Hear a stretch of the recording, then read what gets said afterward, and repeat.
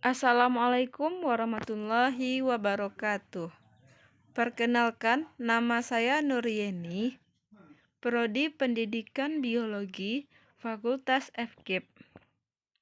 Mata kuliah yang saya ampu, Biologi Terapan. Saya mahasiswa dari Universitas Mahaputra Muhammad Yamin, semester 5. Di sini saya akan membahas mengenai enzim mikroba. Yang pertama, pengertian enzim mikroba. Enzim adalah katalisator organik atau biokatalisator yang dihasilkan oleh sel. Enzim mempunyai selektivitas dan spesifitas yang tinggi terhadap reaktan yang direaksikan dan jenis reaksi yang dikatalisasi. Fungsi enzim mikroba. Enzim berfungsi seperti katalisator anorganik, yaitu untuk mempercepat reaksi kimia. Setelah reaksi berlangsung, enzim tidak mengalami perubahan jumlah, sehingga jumlah enzim sebelum dan setelah reaksi adalah tetap. Selanjutnya, mekanisme bekerjanya enzim. Enzim meningkatkan kecepatan reaksi dengan cara menurunkan energi aktivasi. Energi aktivasi adalah energi yang diperlukan untuk mengaktifkan suatu reaktan sehingga dapat bereaksi untuk membentuk senyawa lain. Energi potensial hasil reaksi menjadi lebih rendah daripada bereaksi, sehingga kesetimbangan reaksi menuju ke hasil reaksi. Adanya enzim menyebabkan energi aktivasi menjadi lebih rendah, tetapi enzim tidak mempengaruhi letak kesetimbangan reaksi. Saat berlangsungnya reaksi enzimatik, terjadi ikatan sementara antara enzim dengan substratnya atau disebut dengan reaktan. Selanjutnya, ikatan enzim substrat akan pecah menjadi enzim dan hasil akhir. Enzim yang terlepas kembali setelah reaksi dapat berfungsi lagi sebagai biokatalisator untuk reaksi yang sama. Sistem enzim substrat untuk tiap-tiap reaksi enzimatik bersifat khusus. Kestabilan ikatan enzim substrat ditentukan oleh konstanta Michaelis atau disebut dengan Km. Struktur enzim. Pada umumnya, enzim tersusun dari protein. Protein penyusun enzim dapat berupa protein sederhana atau protein yang terikat pada gugusan non-protein. Banyak enzim yang hanya terdiri protein saja, misal tripsin. Dialisis, enzim dapat memisahkan bagian-bagian protein, yaitu bagian protein yang disebut apoenzim dan bagian non-protein yang berupa koenzim, gugus prostetis, dan kofaktor ion logam. Apoenzim apabila bergabung dengan bagian non-protein disebut holoenzim yang bersifat aktif sebagai biokatalisator. Koenzim dan gugus prostetik berfungsi sama. Koenzim adalah bagian yang terikat secara lemah pada apoenzim atau disebut protein.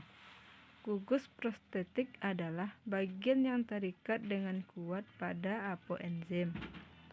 Ion logam merupakan komponen yang sangat penting diperlukan untuk memantapkan struktur protein dengan adanya interaksi antar muatan. Penggolongan enzim. Penggolongan enzim berdasarkan tempat bekerjanya. Yang pertama, endoenzim.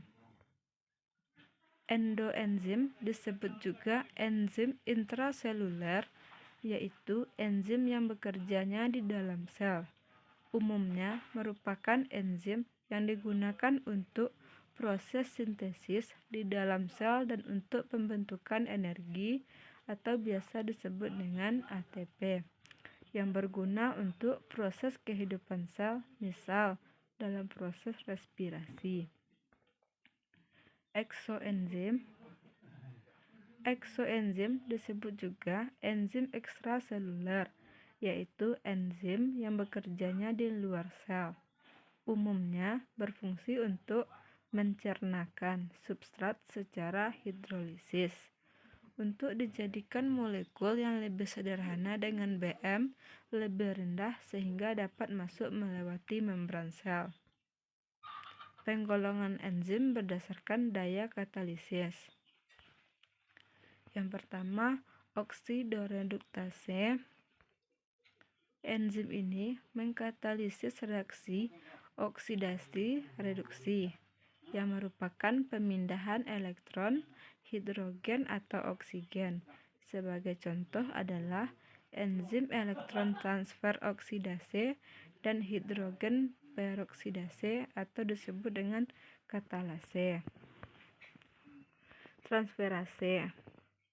Transferase mengkatalisis pemindahan gugusan molekul dari suatu molekul ke molekul yang lain.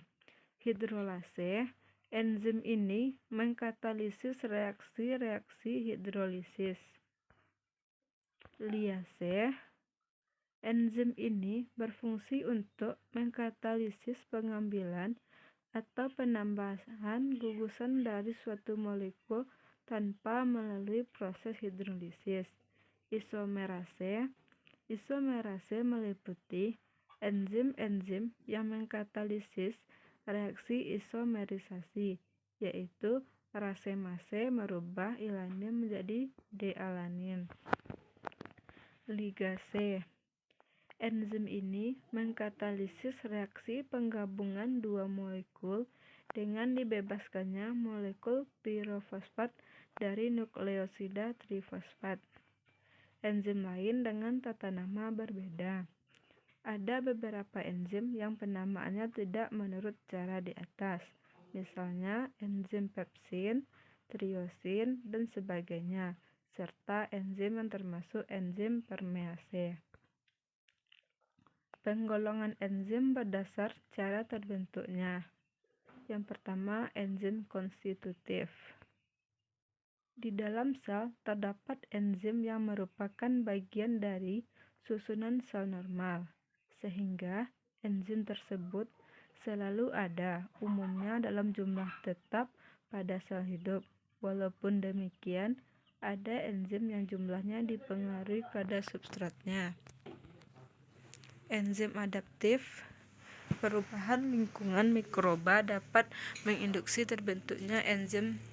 Induksi menyebabkan kecepatan sintesis suatu enzim dapat dirangsang sampai beberapa ribu kali. Enzim adaptif adalah enzim yang pembentukannya dirangsang oleh adanya substrat. Faktor-faktor yang mempengaruhi reaksi enzimatik. Yang pertama, substrat atau reaktan. Yang kedua, suhu. Yang ketiga, kemasan atau pH.